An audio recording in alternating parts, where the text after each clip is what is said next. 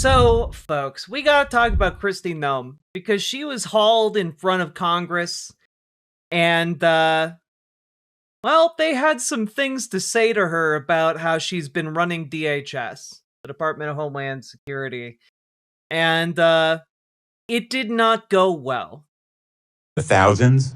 Have you met with any of the American citizens who have been detained or arrested by your agency? The individuals that may have been detained and arrested were individuals that could have been obstructing law enforcement operations you haven't met and with committing them, crimes correct? that way, and that we would I'd have like been to individuals introduce you to until their three identity of them. was confirmed. Leo, Javier, and Marimar, would you please stand? These three individuals, Madam Secretary, were arrested by your agency, Leonardo Garcia Venegas, Javier Ramirez, and Marimar Martinez. Do you know what your agents did to Leo Venegas? I'll tell you. On May 21 of last year, they entered the private property at a house that he was constructing without consent, without a warrant, illegally. Again, on June 12th, they entered private property, a home where he was doing construction. He is a United States citizen, born in Florida. They seized him and ignored and disregarded his proof of citizenship. Wouldn't you agree with me that no U.S. citizen simply working lawfully should be arrested? In law enforcement operations across the country, there are times when U.S. It's a citizens simple yes or may no. be arrested or detained until Would their you identity agree is with me, confirmed Madam and that they Secretary, haven't that committed a U.S. crime. citizens should not be arrested when they are obeying the law, they have no criminal record, and they are engaged in a lawful activity? Sir, in situations where law enforcement, regardless of the agency across the country, when there is The thousands. Have you Just one, Senator Richard Blumenthal calling up several people who have been abused, had their rights trampled upon. And in the case of Marimar, she was shot by ICE agents like 5 times for honking at an ICE vehicle. They tried to kill her for having the audacity to honk at them. And Kristi Noem has the audacity to just sit there and be like, well, you know, all U.S. citizens should have to provide proof of citizenship, you know, if they get questioned by an officer of the state, which is fucking authoritarian and insane. Like, unacceptable. Unacceptable in any country that considers itself free. It is incompatible with the ideas of freedom, with the ideas and Constitution of America. Incompatible. Kristi Noem is an agent of tyranny. But of course, it didn't just end there. I think we have to. We have to take a look here at this particular clip. Let's play this next one. And as much as I dislike Senator Amy Klobuchar from Minnesota and the fact that she's likely to be our next governor, let's check out this scene that played out during Kristi Noem's appearance in front of Congress.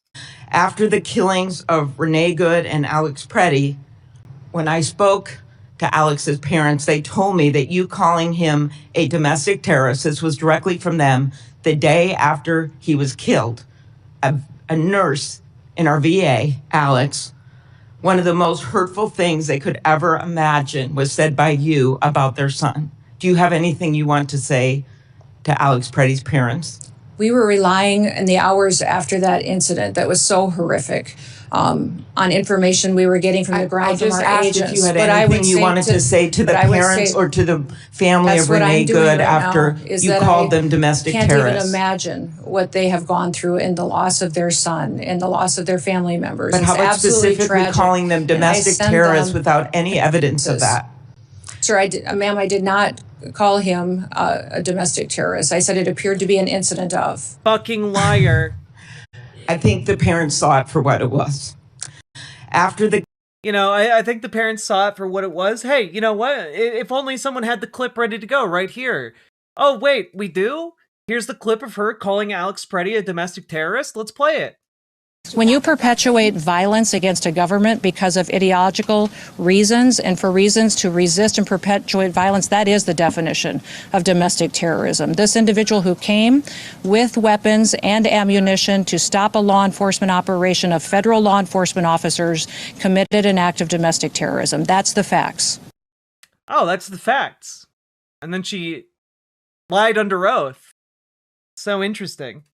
How strange, even.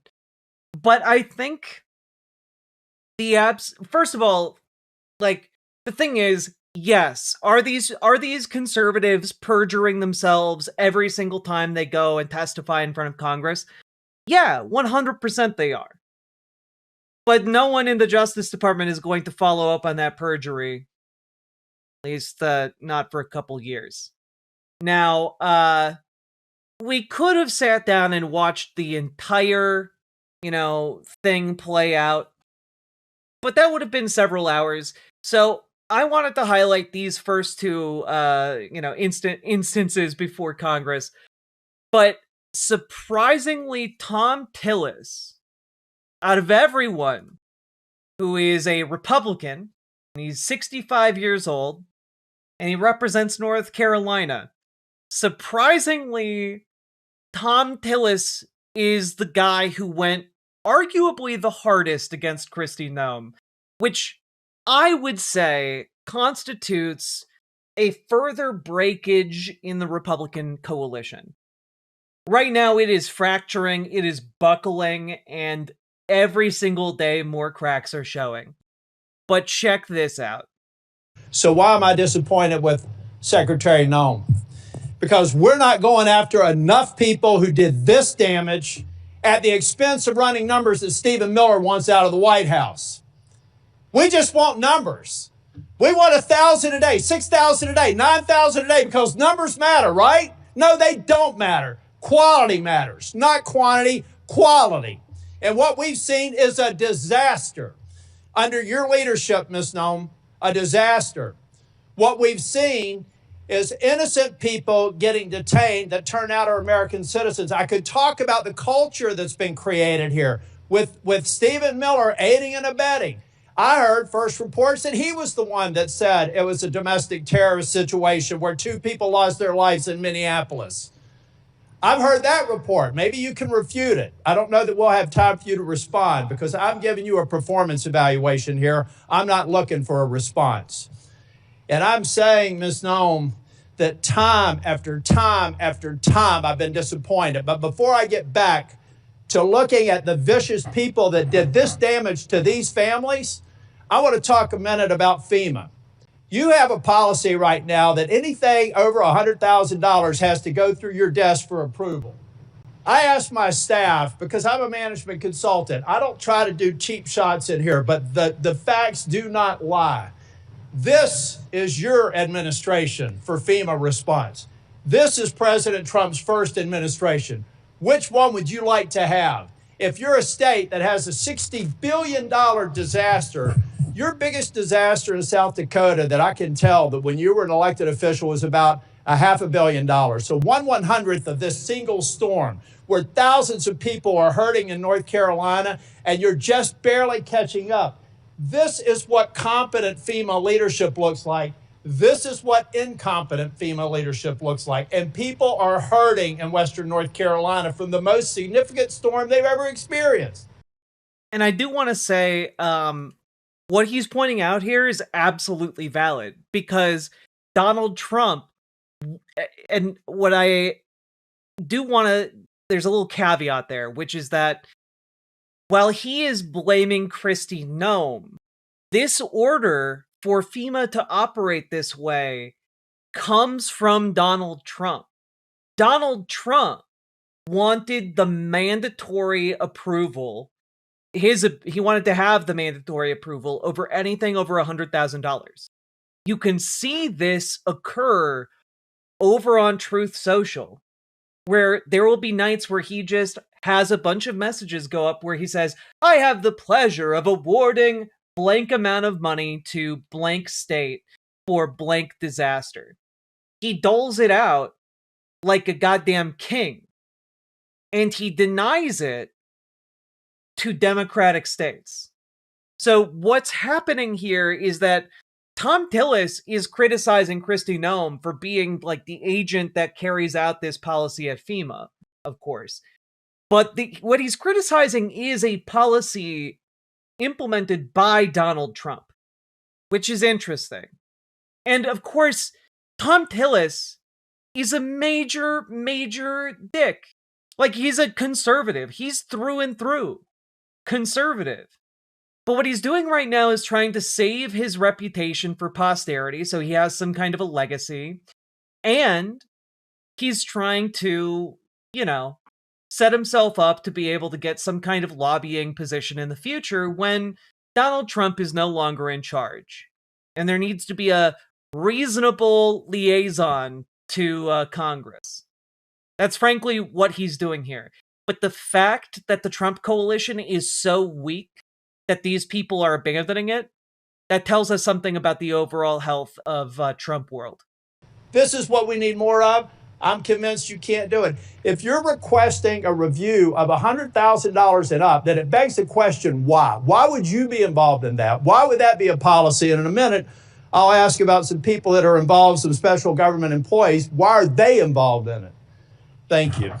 Senator, no, that $100,000 only had to do. And I will hold the clock until I finish. Okay. The bottom line is, I've done the analysis, and you can say whatever you want to. I've worked with the Democrat governor. I've worked with the Republican governor. I've worked with fiscal research. We have people contacting my office now to get the information. Okay, he's seeming moderate. He's only doing that so that he can get some kind of job after he retires, which is imminent. To better understand the failure of this department. But let's take a look at some of the other things that Thom Tillis had to say, because that wasn't the only thing he had to say to Kristi Noem. Let's check in with a different part of this rant. Secretary, I read your book last week, and honestly, some of the parts of it impressed me, but some of it distresses me. And I'll give you a good example of one that does. The passage where you talk about killing a dog that was 14 months old. I train dogs, all right? And you are a farmer. You should know better. You should know that if you're going out to a hunting lodge and you're putting pheasants out and you're putting dogs out, you don't take a puppy out there. A 14-month-old dog is basically a teenager in dog years. You decided to kill that dog because you had not invested the appropriate time in training, and then you have the audacity to go into a book and say it's a leadership lesson about tough choices. It's in your book. We could play it if we had time. At that same lunch hour, you killed a goat. And you killed the goat because you said it was behaving badly. You are a farmer. You don't castrate a goat. They behave badly. You should have probably done that before. But my point is, those are bad decisions made in the heat of the moment, not unlike what happened up in Minneapolis. We're an exceptional nation. And one of the reasons we're exceptional is we expect exceptional leadership. And you've demonstrated anything but that in the time that I've seen you responding to the emergency in North Carolina and across the Southeast, and acknowledging when mistakes are made and speaking too soon for the expedient of social media or whatever it is. I'll leave you with this, Ms. Noem. I'm expecting answers to Charlotte's Web. I requested it a month ago. That was one of the investigations in Charlotte, 20 minutes from where I live. All I asked for the record, in case you were unaware, Operation Charlotte's Web was the DHS ICE operation in North Carolina, which he represents. For, if it had to be anonymized, was information so that I could determine if your hit rate is right. I want to find more of those people, and I want to detain fewer of the others. And last but not least, we have one additional clip here I'd like to play for you guys of Thom Tillis just going absolutely ham on Kristi Noem, because he did not hold back. Those people, and I want to detain fewer of the others. And Mr. Chair, in my remaining time, I have a lot to go. But I want to submit this letter from the Office of Inspector General that cites 10 different instances under Ms. Noem's leadership where they've been misled and not allowed to pursue investigations that they think are critically important. Does anybody have any idea how bad it has to be for the OIG in this agency to come out and do this publicly? That is stonewalling, that's a failure of leadership, and that is why I've called for your resignation. And if I don't get an answer to these questions, I don't want an applause. Please don't do that for me. If I don't get an answer to these questions, if I don't get an answer that you've had a month to respond to, and the remaining ones, as of today, I'll be informing leadership that I'm putting a hold on any en-bloc nominations until I get a response. And in 2 weeks, if I don't get a response, I'm going to deny quorum and markup in as many committees as I can until I get a response. Thank you, Mr. Chair. You know, that feeling when a Republican senator is using his power to say, I am going to slow down the gears of this fucking machine until I get what I want here. Every single Democrat should be showing this much spine. Every single one. If you are a Democratic senator, deny quorum. Make them show up and vote. Like, the Dems should be doing what this guy is doing for every single Republican. Every Republican official, every Republican policy, every single thing they want to vote on. Nothing that the Trump administration is passing into law is helping the American people. And it should have been from the very beginning that the game plan from Democrats was to deny quorum as a matter of course. We should have been doing that absolutely 100% from the get-go, nonstop. Okay? Like, it's not even close. So it's deeply, deeply frustrating that Thom Tillis, someone who's leaving the system, is like, yeah, I'm gonna do this. And Democrats aren't doing it nearly enough. So, all that being said, I have no great insight here other than I really enjoy watching Kristi Noem get cooked, even though it is far too little, not soon enough. And I will say, I do hope that it is only the beginning of her getting what she deserves. Because every single traitor to the Republic should face their time in court in front of a jury of their peers. So, folks, hit that like button, hit the subscribe button, leave a comment. Let me know what you think about Kristi Noem being cooked. I did like that Thom Tillis threw in, connected, like, her treatment of her dogs with how, you know, she treats the care and leadership with which she treats running ICE, etc. I think that's good. Who is she? She's the head of the Department of Homeland Security. So, all that being said, like, comment, subscribe. And folks, organize in your local Dems. Make them more progressive. Organize with your local DSA. Make them more effective. And last but not least, check out ImogeneOlivia.com. Gender euphoric lingerie designed from the ground up for trans femmes, tested with cis men, cis women, non-binary folks. It is comfortable, non-tucking lingerie. It's sexy. I'm wearing it right now, actually. I think it looks pretty good. Wearing the bralette. And also, there are new colors, styles, and sizes coming in the near future. So check it out. Link down in the doobly-doo. Keep on going. Riverboat Jack is coming to town. All the viewers gather round. Twitch and YouTube is where she streams. All that content is bursting the scenes. Politics, being plenty more. Her sense of fashion you'll adore. So grab your stuff and hop aboard. We're going straight to Jack's Discord.